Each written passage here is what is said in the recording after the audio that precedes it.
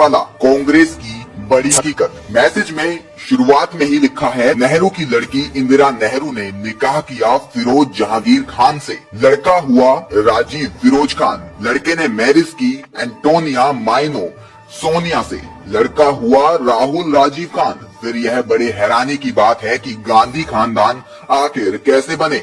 आइए जानते हैं। कांग्रेस का जन्म आज से 132 साल पहले अफगानिस्तान में हुआ था। गाजी खान ने अंग्रेजों के साथ मिलकर यह पार्टी बनाई थी। आपको बता दें, गाजी खान के 3 लड़के थे। सबसे बड़ा फैजल खान, दूसरा सलीम खान और सबसे छोटा मोइन खान। यानी बाद में हिंदुओं को भारत से मिटाने के लिए बना नकली हिंदू मोतीलाल नेहरू। पहला फैजल खान एक बीमारी की वजह से 14 साल की उम्र में ही मर गया। दूसरा सलीम खान शादी के बाद कश्मीर में रहने लगा। आपको बता दें, उसी सलीम खान के वंशज की औलाद आज कश्मीर में फारूक अब्दुल्ला और अमर अब्दुल्ला है, जो कांग्रेस के साथ है। अब बात आती है गाजी खान की। गाजी खान ने चुनाव लड़ा पर कभी जीता नहीं। गाजी खान के मरने के बाद तीसरा मोइन खान फायदे के लिए हिंदू बनकर अपना नाम मोतीलाल नेहरू रख लिया, पर वो भी कभी चुनाव नहीं जीता। तीसरा उसके बाद मोतीलाल की औलाद जवाहरलाल नेहरू ने जिन्ना के साथ मिलकर रणनीति बनाई कि जब अंग्रेज 1947 में देश छोड़े तो देश का बंटवारा करके जिन्ना को पाकिस्तान का पीएम बनाया जाएगा और नेहरू को इंडिया का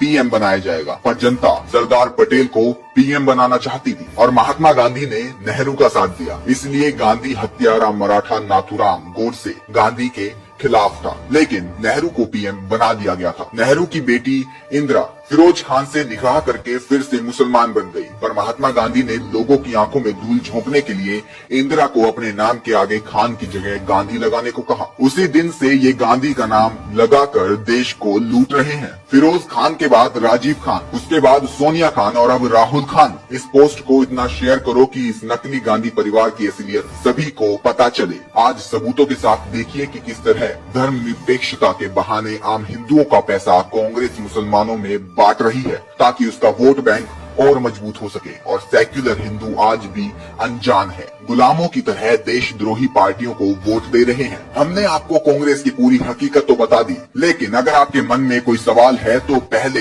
हमारे इन सवालों का जवाब जरूर दें। जब पाक अधिकृत कश्मीर बना तब सरकार किसकी थी? जब मुंबई पर हमला हुआ तब सरकार किसकी थी? जब चाइना में जमीन हड़पी तब सरकार किसकी थी? जब वीर सैनिकों के सर काट के पाकिस्तान ले गए तब सरकार किसकी थी? बोफर्स का घोटाला हुआ तब सरकार किसकी थी? सैनिकों की वर्दी का पैसा खा गए वो सरकार किसकी थी? सरदारों का कत्ले आम किया वो सरकार किसकी थी? शिमला का समझौता कर देश बेशकीमती जमीन पाक को दे दी गई तब सरकार किसकी थी? आसाम में हिंदुओं का खून बहा तब सरकार किसकी थी? कश्मीर पंडितों को मारा गया तब सरकार किसकी थी? कॉमनवेल्थ का घोटाला हुआ तब सरकार किसकी थी? कोयला घोटाला हुआ तब सरकार किसकी थी? 2G का घोटाला हुआ तब सरकार किसकी थी? दूरदर्शन के लोगों से सत्यम शिवम सुंदरम हटाने वाली सरकार किसकी थी? भारतीय मुद्रा से सत्यमेव जयते हटाने वाली सरकार आखिर किसकी थी? वंदे मातरम का अपमान किया,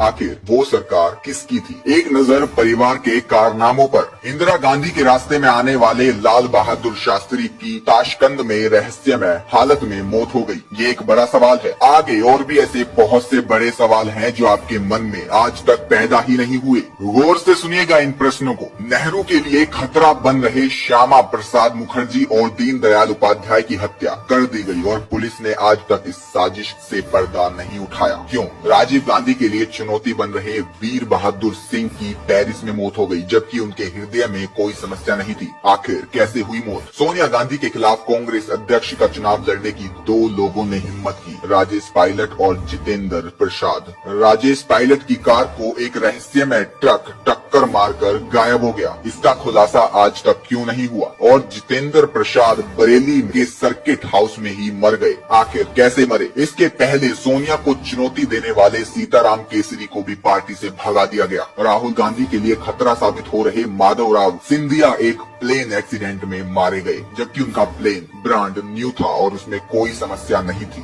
और उसमें किसी भी मौसम में उड़ाने वाला सिस्टम भी लगा हुआ था। कांग्रेस और विदेशी कंपनियों के लिए खतरा बन चुके राजीव दीक्षित की मौत हो गई। मृत्यु के बाद उनका शरीर काला पड़ गया, जो केवल जहर या करंट देने के बाद होता है। राजीव भाई की मृत्यु की खबर किसी भी मीडिया चैनल ने नहीं दिखाई। आखिर क्यों? मित्रों, आखिर इतने पवित्र परिवार को किस देवता का आशीर्वाद मिला हुआ है जिससे कि जो भी इनके अत्याचारों के खिलाफ आवाज उठाता है या रास्ते में आता है उसकी रहस्यमय हालत में मौत हो जाती है। संविधान की धारा 30A के तहत विद्यालयों में गीता रामायण पढ़ाना प्रतिबंधित है। मदरसों में कुरान और ईसाइयों में बाइबल पढ़ने की छूट क्यों है? मंदिरों और तीर्थ स्थानों के चढ़ावे पर सरकार 70% हक लेती है और उसके साथ साथ सरकारी अनुदान भी। आखिर क्यों? बाबा अमरनाथ की यात्रा पर सरकार को टैक्स, लेकिन हज यात्रा पर सब्सिडी। आखिर ऐसा क्यों? धर्मनिरपेक्षता को मारो। इच्छा है तो इस मैसेज को आगे बढ़ाओ, वरना खुद को हिंदुस्तानी मत कहलाओ। भारत माता की जय।